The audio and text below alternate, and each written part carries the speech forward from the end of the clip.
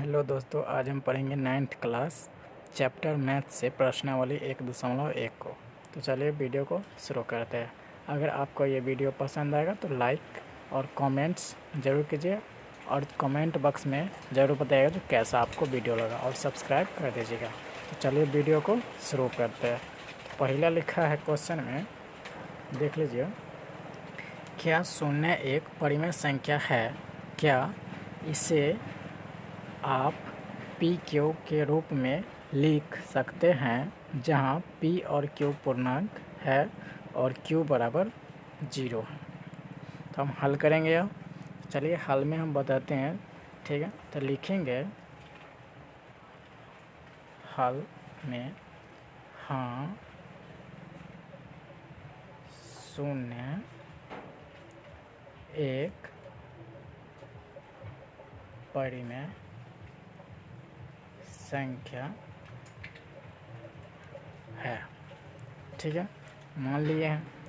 तो अब इसको हम कैसे बनाएंगे? तो लिखेंगे इससे हम P और Q के रूप में लिख सकते हैं, ठीक है। तब इसको उदाहरण देंगे जो कैसे लिख सकते हैं। तो जहाँ पर P का मान 0 हो और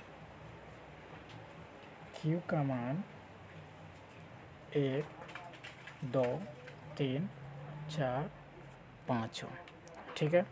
तो इसको उदाहरण देने के लिए क्या करेंगे, लिख देंगे P का मान कितना हो जाएगा उदाहरण में? यस, 0 और Q का मान 1 हो गया उदाहरण। फिर 0, 2, 0, 3, ये सब क्या हो जाएगा मेरा? परिमेय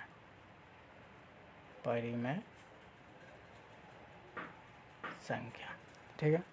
तो ये हो जाएगा मेरा उत्तर। अब दूसरा क्वेश्चन है, लिखा हुआ 3 और 4 के बीच 6 परिमेय संख्या ज्ञात करें। क्या बोला है? 3 और 4 के बीच 6 परिमेय संख्या ज्ञात करें। तो चलिए इसको हम सॉल्व करते हैं। तो लिखेंगे हल, ठीक है। इसको कैसे बनाएंगे? तो लिखेंगे इससे हम पी क्यू के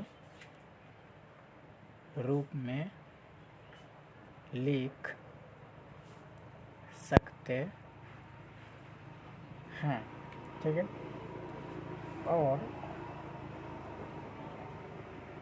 और हम 6, यहाँ 6 है, तो 6 प्लस 1 को बढ़ाकर हल करेंगे, ठीक है।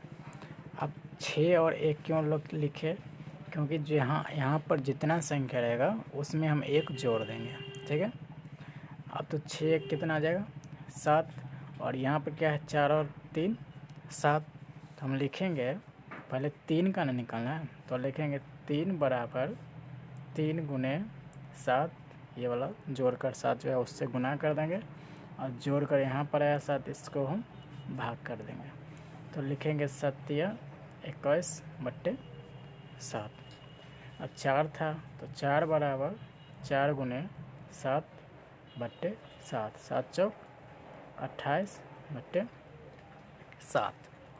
अब इसको हम लिख लेते हैं पी क्यू के मान। तो 21 से लेकर 28 के बीच में 6 को यहाँ बोला है, यहाँ पर कितना बोला है? 6। तो 6 को लिखना है। तो 21 के बाद क्या आता है? 22। तो 22/7, 23/7, 24/7, 25/7, 26/7 और 27/7।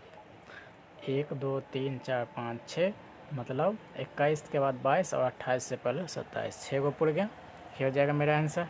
अगर इसी को बोलेगा हमको दशमलव में लिखने के लिए तो क्या करेंगे, तो दशमलव हम लिखने के लिए क्या करेंगे, इसमें हम भाग कर देंगे। ठीक है, तो मान लेते हैं 22 में हम 7 से भाग देते हैं, 7 या 21, 0 पॉइंट में 0 आ जाएगा, 7 इकाई 7, फिर पॉइंट में 3 आ जाएगा, फिर यहाँ पर 0 देंगे, 7 पचे 7 ही 7 चौक 28। ये हमको पॉइंट में नहीं कटे तो यही मेरा आंसर हो जाएगा। ठीक है, अब चलिए दूसरा क्वेश्चन हम देख लेते हैं। तो फिर दूसरा क्वेश्चन है 3 नंबर है, देख लीजिए।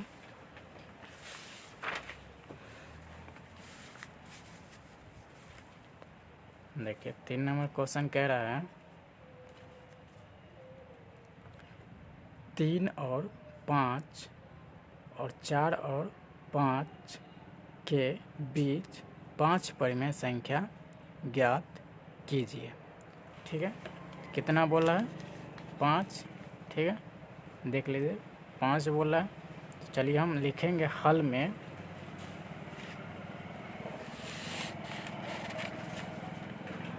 यहाँ लिखते हैं हल।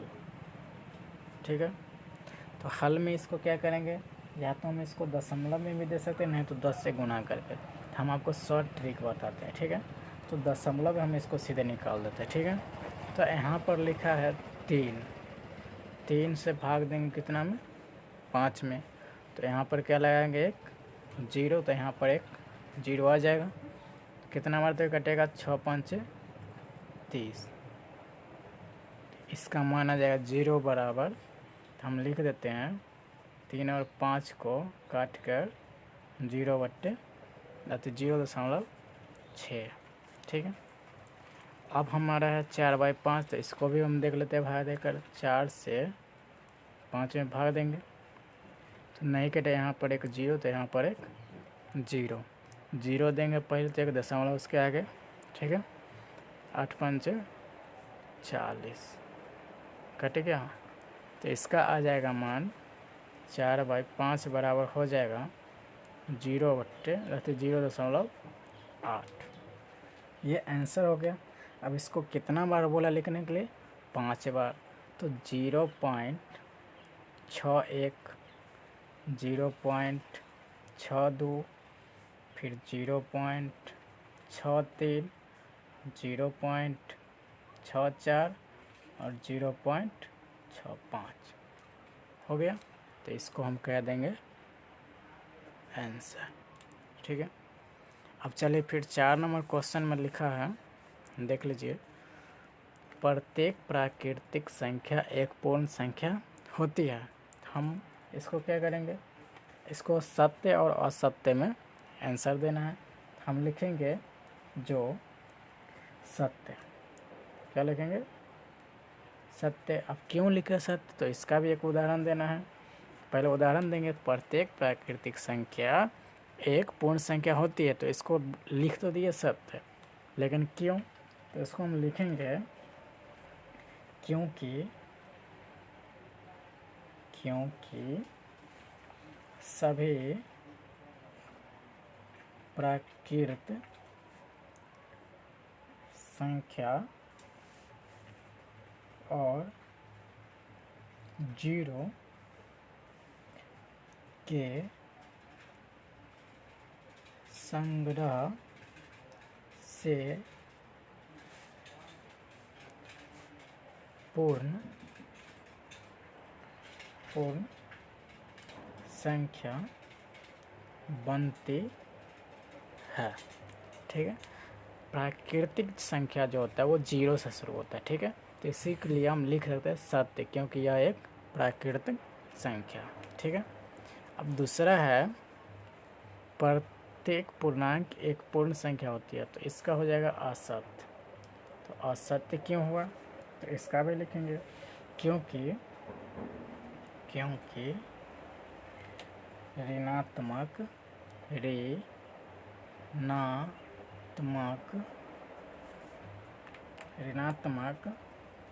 पूर्णांक